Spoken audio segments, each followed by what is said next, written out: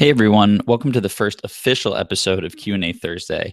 Today's question comes from Sanjeed, and it's actually one that I get very frequently. So I thought it would be a great fit for Q&A Thursday, and that is, how do I add measurable results or quantifiable results to my LinkedIn profile or resume when I'm in a non-numbers driven role? So more of a creative role, something not too salesy or marketing focused.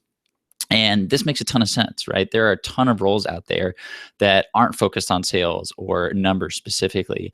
And it can become complicated when you're trying to figure out what exactly to add to your resume. So there's two specific ways that you want to go about this. And what it really boils down to is understanding the expectations that you're being judged against, be it by your manager or upper management in your company, or the people who would be hiring you at your dream role. So let's start with number one, and that would be understanding the expectations that your manager has set out for you. What you really want to have here is a crystal clear understanding of what your manager expects from you on a daily basis, a monthly basis, a quarterly basis, and an annual basis. So if you don't have that, I would go set a meeting with your manager, sit down, have that conversation with them, and sort of push them to provide that feedback to you, so that you know, okay, my goal this week or my goal this month is X, and I need to do A, B, C to hit it. And that's going to help me reach my 6-month goal and then my annual goal. And a good way to phrase it is, and you can be clear, you can say, I'm not looking for a promotion right now. I'm just thinking ahead. But what I really want to understand is, what results do I need to be driving?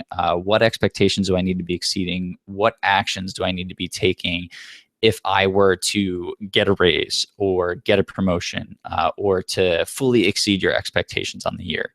And once you have an understanding of how you're being judged, typically that's how other managers for similar roles are going to judge you. So you can go ahead and frame up your resume based off of that feedback. However, if you're switching industries or moving into a new role, the best thing to do would be to reach out to people in that perspective role, and talk to them about what they're judged against.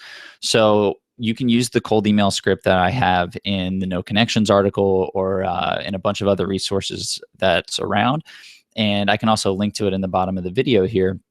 But you can reach out to the people, get on the phone with them, and while you're having your conversation, just ask them, hey, what are you judged against on a quarterly basis, on an annual basis? What specific actions are you taking? And what does the path to growth look like in your company?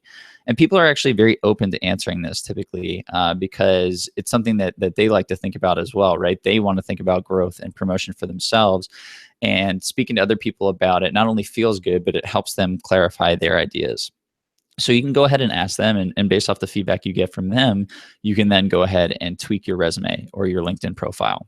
So that's what you want to be looking for if you're in a non-sales role and you want to look to add those quantifiable or measurable results that are going to set you apart from the crowd.